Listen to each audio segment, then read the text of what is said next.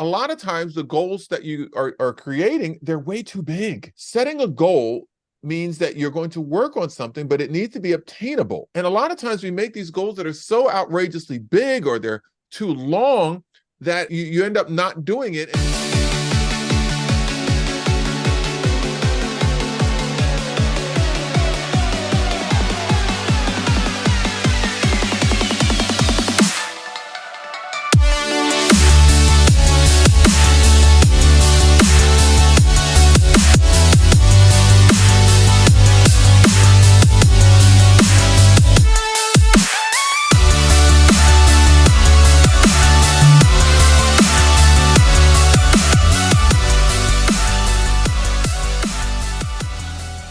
Howdy, howdy, everybody. We are back. It is Steve and Meg for the Stand Tall Leadership Show.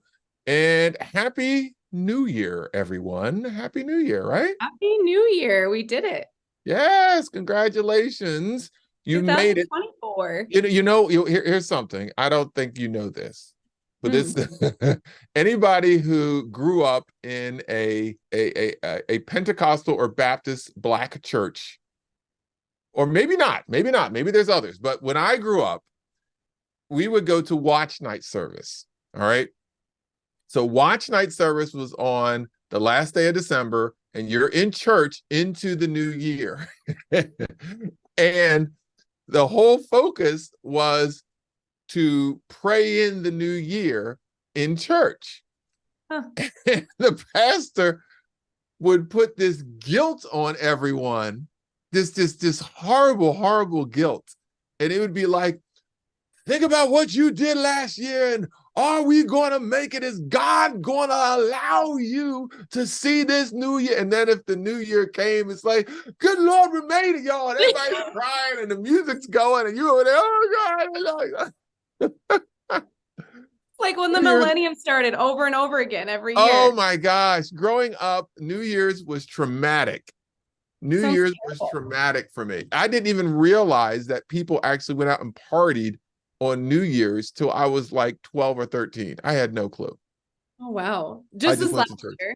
Have you seen those videos, maybe like Instagram or TikTok, that the wife and the husband, they have these like confetti bombs, and like surprise each other and like make this giant mess? Well, yes, I've seen them. Yes. Okay, and they like shoot a balloon and this like flowery mess comes out. How do they keep cleaning up their house? I don't get that. No, like for real. Anyways, my husband Lee thought it would be a great idea to get these confetti. All right, okay.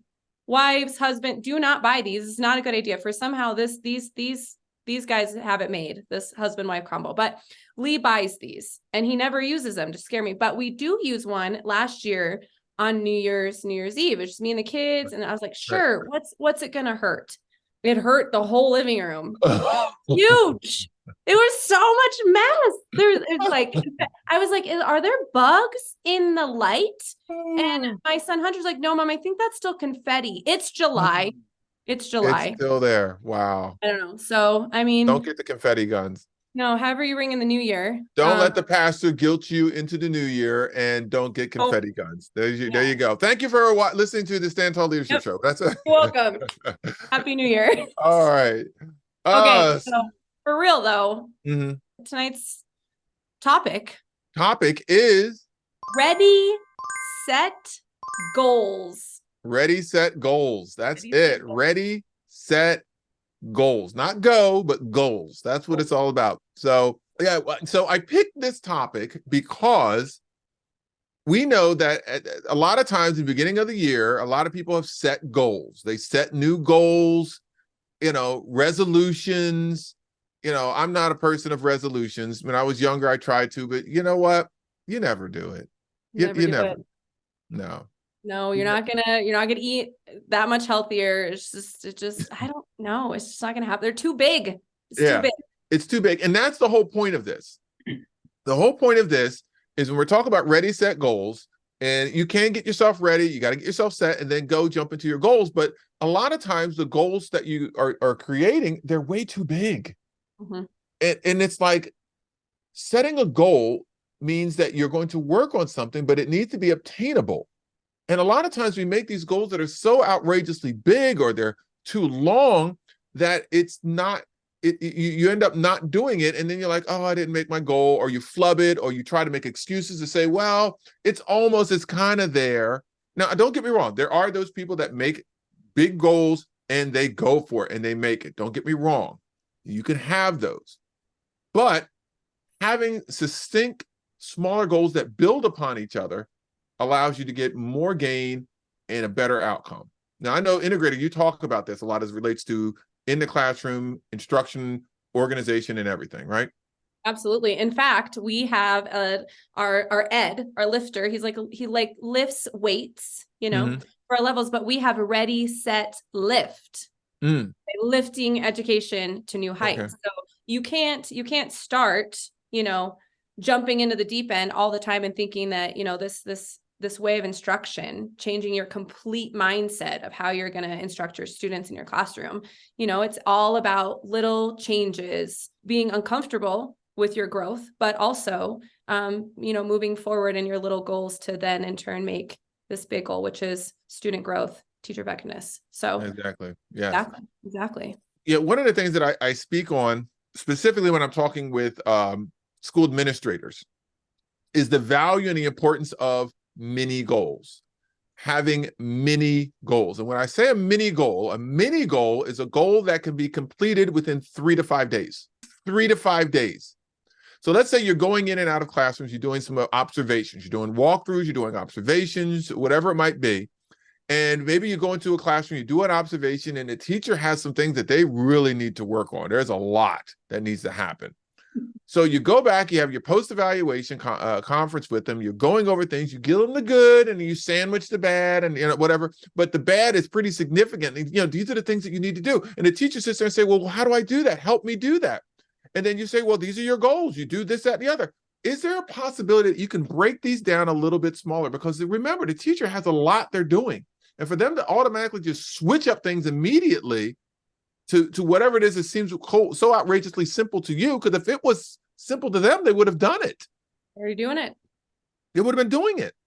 So making a small, simple goal, saying, okay, what we need you to do is we need to have more student voice within your instruction or whatever it might be. Okay, for the next 3 days, do this. Get back. For the next 3 days after that, do this. For the next 5 days, do this. That's easier to swallow than, well, here's your evaluation. You need to make that whole happen.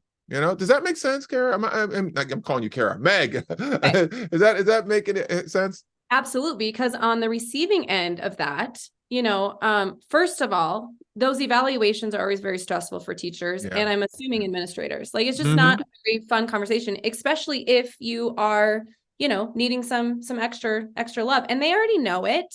They already know that they need help in some things, and you're exactly right. If they knew what they could do to fix it, they would have already been doing the thing. So those little goals, that's good. And then coming up with a way, to check in with them that's easy, not only for the administrator, but for the teacher. What does that look like on your end? How do you check up on that? Well, that's the thing that administrators don't do. They meant a mental note to check in on them. Open your daggone calendar, write it in your calendar, check in on Mrs. Frisbin, check in on Mr. Thompson, write it down, live through your calendar. It makes you more efficient, makes it more effective. And now you can say, okay, it's been 3 days. Let me check in. What am I checking in on her? That's right. You swing through. Hey, Miss Frisbin, how's it going with getting that student voice? Have you been able? Yeah, I've been having more kids say some. Some of them are saying some really silly things, but I don't know if it's really working. Okay, let's stay with it. Let's make another goal for another 4 days. And I'm going to check in with you on Monday. Today's Thursday. I'm going to check in with you or Tuesday next week. Sounds good? Good. I don't know about you, but would a teacher love that? Yes, we love positive feedback that you noticed us doing our job. Boy, thank you. Yes, exactly. Even if it's not working that great, but that's the kind of thing that I think those mini goals really go a long way.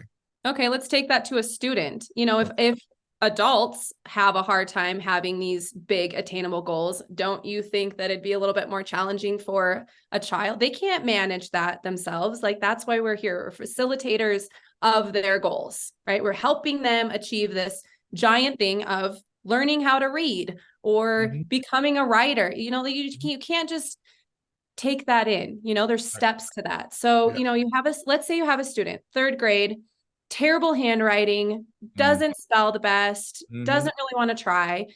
You can't just tell them, I need you to do better. I need you to do better. I need you to spell better, use your resources, but how can you break that down for that student? We all have those kids that are like, just get it. But what are those little things that you can do? And then in turn, checking in. My check-ins look like, wow, you know what, Tommy, I saw your journal the other day and your handwriting looked so much better. I'm proud of you. I noticed that, because as adults, we want positive praise, and those kids, they want to please, and want to do their best as well. So, right. And even at the high school level too, let's think about it that way. Because sometimes at the high school level, some of the high school educators, you're just like, well, they need to learn. That's the real world. I know adults who don't do it right. Right? What makes you think that they are? They're not adults yet. They might look like it. They're not. Their whole frontal cortex hasn't even developed completely yet. All right. That doesn't happen until like 20, 26, 28. Some people 33. Right? Long? It takes a while. Yes. That's why you see the crazy stuff happening in colleges. But anyway, look up the science on that. But at any rate, breaking things down into smaller bits, right? So that that's actually attainable. And I'm sure there's research out there that talks about when you obtain something, you feel better. So therefore, the probability of you doing more increases. So that same kind of mindset really needs to take place. Yeah, a lot. I agree. And you wrap them around, you always wrap those things around what you respect and value, what the values are that you have, the vision that you have, and all those pieces as well, Yeah, high expectations. I think that's huge. Yeah. Okay, so goals, classroom. How do you have goals for yourself for the new year, Steve? Like, what does that look like for you? Like these big, massive things, and then you break them down. Well, here's the thing. I think some people mix up vision and goals. Ooh. Right? Okay. So there's a whole thing: vision, mission, and values. All right, vision, mission, values. All right, your vision is a picture of future success. That's what vision is. You have an image in your mind of what future success is, and you use that vision, right, to help you move forward in a direction to make that reality come true. I always say your vision excites my future, but frustrates my present. It excites my future. Yeah. Okay. Vision excites my future, but frustrates my present. So I'm excited about what it is that I can see can happen, but currently I'm frustrated because I'm not there yet. But the goal is to use that frustration as motivation to keep you going. All right. That's another whole thing we can go into. We're going to need another podcast for that. I know. One. Well, actually, I did a podcast, I think in September, of Vision, Mission, and Goals. That was a series I did. Vision, Mission, I think, no, I don't know. Anyway, so I say that to say some people mix up mission, which is the same thing as goals, with vision. So you say, do you have goals for yourself? I have a vision for my business, for my life, for my things that I want to do. And then the mission or the goals, that's the work that you do to make it happen. So don't get it twisted. Don't get it mixed up.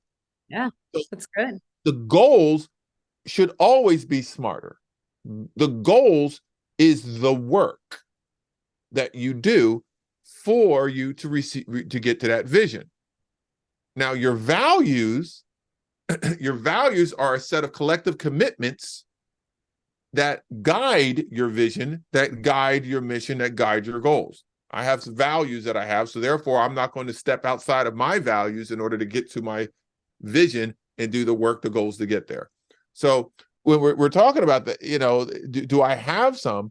I have vision, like for my business, I have a vision of where I want to be. All right, now, Q1, Q2, Q3 of the year, what am I going to do to do the work to get there? Actually, I don't even work in quarters anymore. I do in trimesters because it works better for schools, but that's within our rank stuff. But anyway, but yeah, that's what I did for me. That's good. That's good. I'm more of like I have like big visions, all kinds of them. Oh, we should. Yeah, you should. Yeah.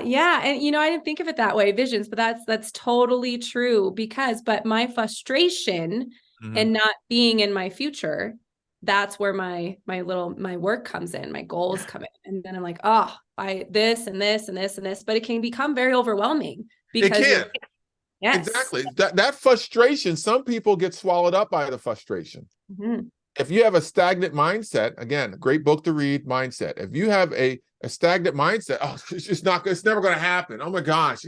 Oh my, this is so hard. What am I going to do? It's not going to happen. You're going to have an issue with that. You can get swallowed up by it.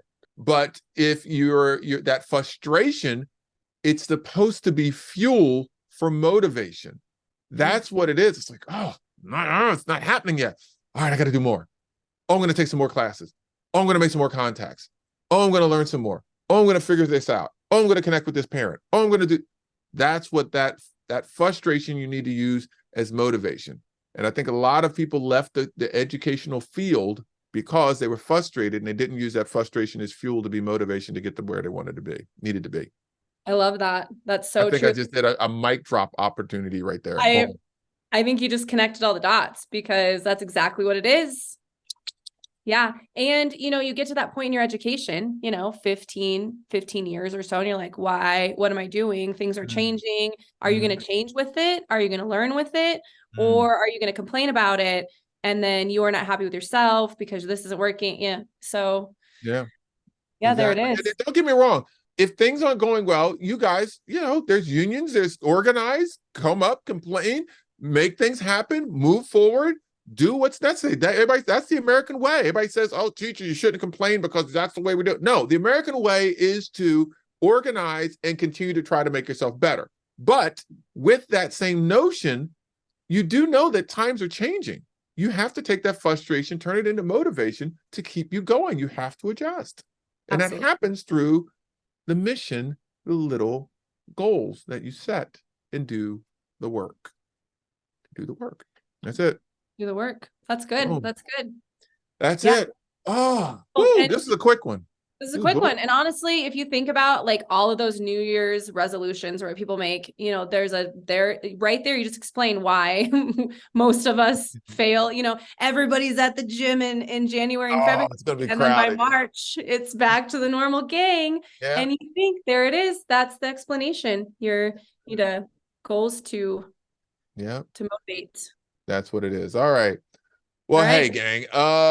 For the last few podcasts, we've been talking about within our ranks. We're still excited about this. It's still going on. It's still possible. Now, by the time this podcast comes out, registration for the January 19th, 20th, and 21st event in Atlanta has closed. We got our 12 or we got our numbers. We're going forward with it. But we are going to have another one. Yes. Going to have another one. I know, right? So right now it is tentatively scheduled for the last weekend in June. Last weekend in June. Let me get my calendar real quick. I want to make sure I got the date right. The last weekend in June is, survey says, the 28th, 29th, and 30th. The 28th, 29th, and 30th. We're not 100% sure of the location yet. We're trying, I'm just going to say, we're trying to work it out to be in Philadelphia, city of brotherly love.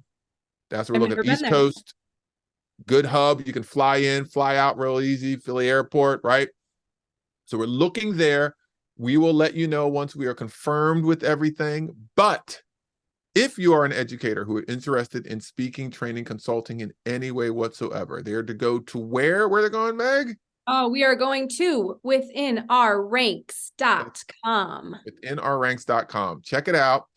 Connect with us, and we're going to do what we can to get you started, get you going. All right. And then the next podcast, or at the end of the month, the podcast at the end of the month, this month in January, we'll talk about the actual weekend, the summit within our ranks. Yeah. We'll go deep into it. We're going to talk all about it.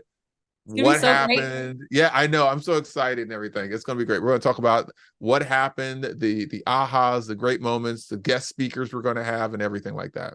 All right. Absolutely. Well, thank you, Steve. Ready, set, goals. Ready, set, goals. Ready, set, goals. And Happy New Year, everyone. Happy New Year. Whether you're in a church or using a confetti bomb, you celebrate it well. Celebrate it well. That's what it was. Hopefully you celebrate it well. You're doing all right. Have a wonderful 2024. All right. Absolutely. Thanks a lot, gang. Take care. Bye. Thanks. All right.